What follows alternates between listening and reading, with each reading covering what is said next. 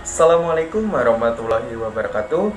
Hai semuanya, perkenalkan nama saya Dian Febriana, NPM 2010631050061, kelas 2D, Program Studi Pendidikan Matematika, Fakultas Keguruan dan Ilmu Pendidikan, Universitas Singapura Bangsa Karawang.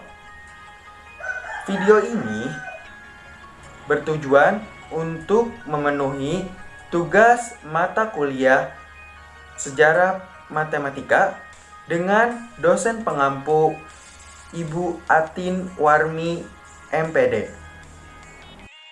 Yuk langsung tonton saja. Pythagoras lahir di Pulau Aegean, wilayah timur Kepulauan Samos, Yunani pada tahun 570 sebelum Masehi. Ibunya bernama Pythias adalah penduduk asli pulau itu, sementara ayahnya yang bernama Misarsus adalah seorang pedagang permata dari Tirus atau Libanon. Pythagoras juga memiliki 2 atau 3 orang saudara kandung. Masa kecil Pythagoras. Pythagoras kecil menghabiskan sebagian besar masa kecilnya di Kepulauan Samos. Ketika ia tumbuh dewasa, ia mulai menemani ayahnya dalam berdagang. Ayahnya, Menasarchus, pernah membawa Pythagoras ke Tirus. Nah, di situ ia belajar di bawah para sarjana dari Suriah. Ada juga kemungkinan ia mengunjungi Italia bersama ayahnya untuk berdagang. Pythagoras kemudian ia belajar secara ekstensif di kepulauan tersebut dengan guru-guru yang berbeda. Dia belajar puisi, membaca karya pujangga Homer, dan memainkan musik kecapi. Selain ia belajar dengan sarjana dari Suriah, ia juga belajar di bawah bimbingan sarjana di Chaldea. Peresides Opsiros merupakan nama dari salah satu guru Pythagoras yang mengajarkan ia tentang filsafat. Belajar ke Thales. Pada usia 18 tahun, Pythagoras pergi ke kota Miletus untuk bertemu dengan Thales, yang merupakan seorang ahli matematika dan astronomi. Meskipun pada waktu itu, Thales sudah terlalu tua untuk mengajar, pertemuan itu cukup membuahkan hasil. Dari pertemuan itu menimbulkan minat Pythagoras dalam ilmu pengetahuan, matematika, dan astronomi. Pythagoras juga belajar ke salah satu murid Thales yang bernama Anaximander. Karya-karya Pythagoras selanjutnya menunjukkan kemiripan yang mencolok dengan karya-karya Anaximander. Selanjutnya, Pythagoras pergi ke Mesir. Pada tahun 535 sebelum Masehi, Pythagoras berangkat ke Mesir untuk belajar atas nasihat dari Thales. Pythagoras tinggal di Mesir selama hampir 10 tahun. Setelah menyelesaikan ritual atau adat keagamaan yang diperlukan di sana, Pythagoras kemudian masuk ke kuil Diospolis dan diterima menjadi imam di sana. Ada yang berpendapat bahwa selama beberapa tahun Pythagoras belajar di bawah bimbingan pendeta Mesir bernama Oesnophes dari Heliopolis. Pada tahun 525 sebelum Masehi, Kaisar Kambises II dari Persia menaklukkan Mesir. Pythagoras ditangkap dan dibawa sebagai tahanan ke wilayah Babel atau Babilonia. Di Babilonia, Pythagoras lebih cepat beradaptasi atau berhubungan dengan para imam Persia yang dikenal sebagai orang Majusi. Pythagoras juga mulai belajar matematika dan musik di bawah bimbingan mereka. Pada tahun 522 sebelum Masehi, Kambises II dari Persia meninggal dalam keadaan misterius. Dan juga Polycrates, penguasa tirani Samos kala itu juga terbunuh. Peristiwa ini membuat kesempatan bagi Pythagoras untuk kembali ke Samos dan kemudian ia lakukan pada tahun 520 sebelum Masehi. Setelah di Samos, Pythagoras membuka sekolah bernama The Semicircle. Namun, metode pengajarannya berbeda dan hal ini menarik bagi beberapa orang. Pada saat yang sama, para pemimpin Samos kala itu ingin Pythagoras terlibat dengan pemerintahan kota. Namun, Pythagoras tidak menarik hati. Pada tahun 518 sebelum Masehi, Pythagoras memindahkan sekolahnya ke Kroto di Italia Selatan. Beberapa pendapat mengatakan bahwa dia pergi ke sana untuk belajar ilmu hukum dan tinggal di sana. Di Kroto ini, dia mulai mengajar dan dengan cepat ia mengumpulkan sekelompok pengikutnya. Selanjutnya, ia mendirikan perkumpulan yang terbuka bagi pria dan wanita.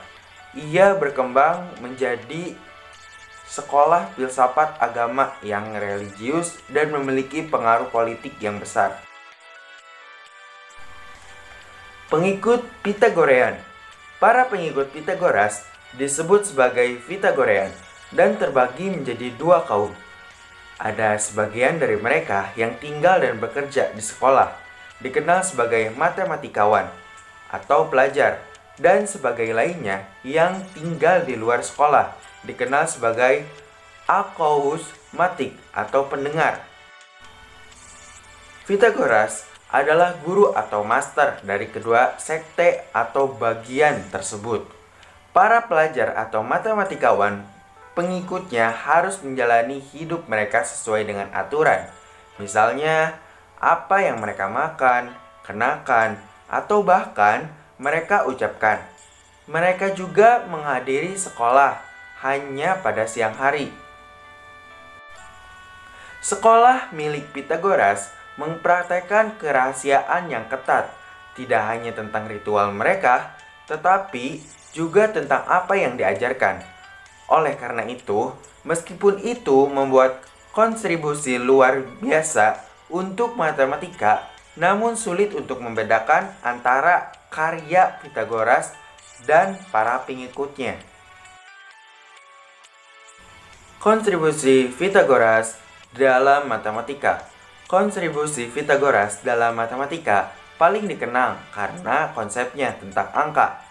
Pythagoras percaya bahwa semua dapat direduksikan menjadi angka, dan angka-angka ini memiliki karakter, kekuatan, dan kelemahan mereka sendiri. Bagi Pythagoras, angka 10 adalah angka yang paling lengkap karena terdiri dari 4 digit pertama. Itu 1 ditambah 2 ditambah 3 ditambah 4.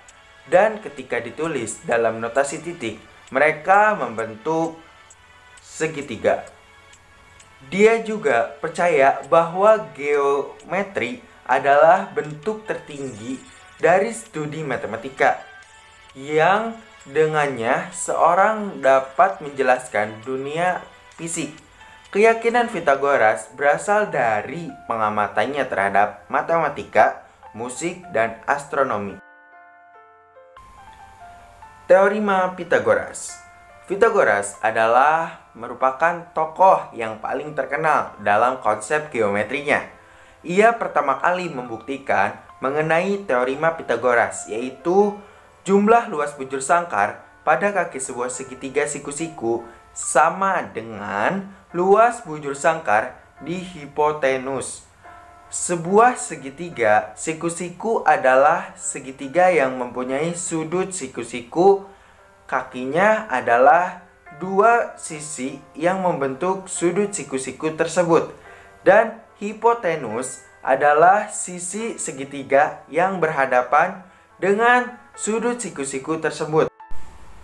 Pada gambar, A dan B adalah kaki segitiga siku-siku dan C adalah hipotenus.